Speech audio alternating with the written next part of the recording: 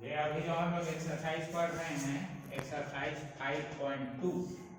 उसका question number 1 से लेकर क्वेश्चन नंबर 8 तक हम आपको पहले बता दिए थे। उसमें 2 क्वेश्चन और बाकी है 9 10 नया सिलेबस में 1 से 10 तक पढ़ना है, तो 8 तक बता दिया। आज क्वेश्चन नंबर 9 से क्वेश्चन नंबर 9 में बोला कि कोई एपी है, उसका तीसरा पद 4 है,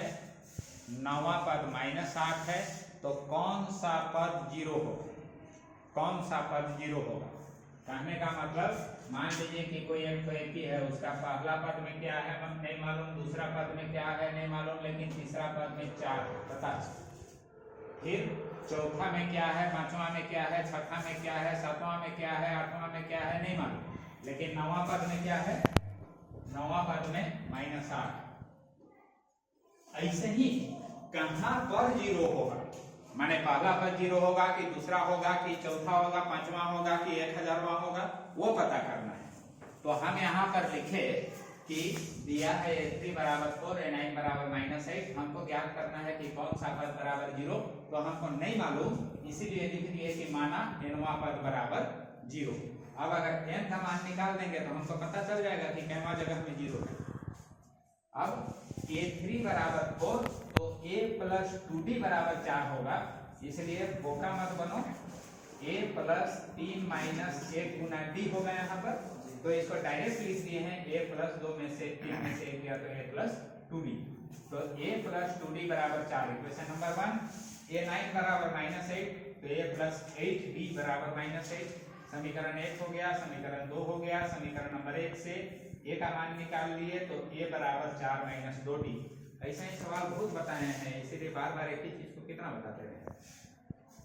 अब यहाँ से A का मान को समीकरण नंबर 2 में रखेंगे, माने यहाँ पर रखेंगे, तो A के बदले रखेंगे 4 माइनस 2D प्लस 8D बराबर -8, वही यहाँ पर हुआ है।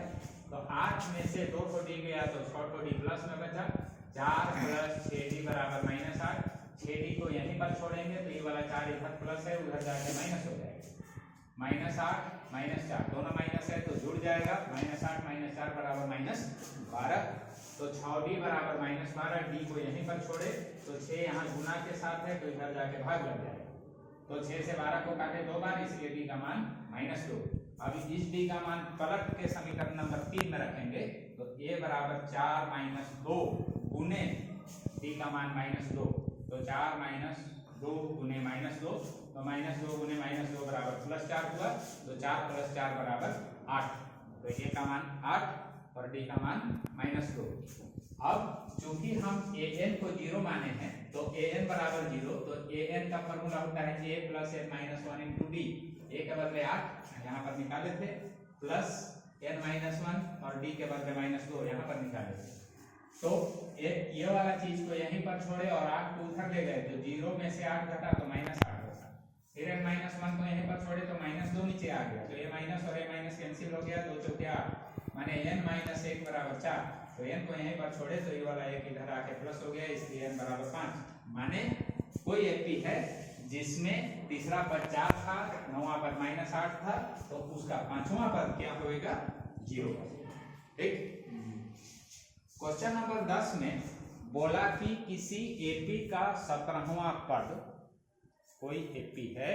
उसका 17वां पद उसका 10वां पद से 7 अधिक है, माने 17वां पद में जो नंबर है वो 10वां पद में जो नंबर है उससे 7 बेसी है, कहने का मतलब जोड़ना है। तो हम अपना क्वेश्चन को ऐसा लिख सकते हैं कि 17वां पद 10वें पद से 7 अधिक है, अधिक है माने प्लस करना है। अब a 17 को निकालेंगे तो a + 17 - 1 गुना d, माने a + 16d को,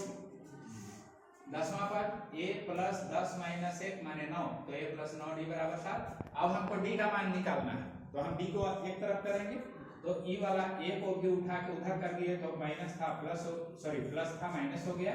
16d यहाँ पर प्लस में था इधर है, और 9d को बाएं साइड ले गए तो -9d हो गया, तो a प्लस में है a माइनस में है, कैंसिल,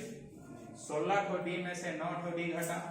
7 को d बचा बराबर 7, तो d को यहीं पर छोड़े तो 7/7, करने का मतलब d का मान कितना हुआ, 1। तो इस तरह से आपका एक्सरसाइज 5.2 खत्म हो गया। ठीक है।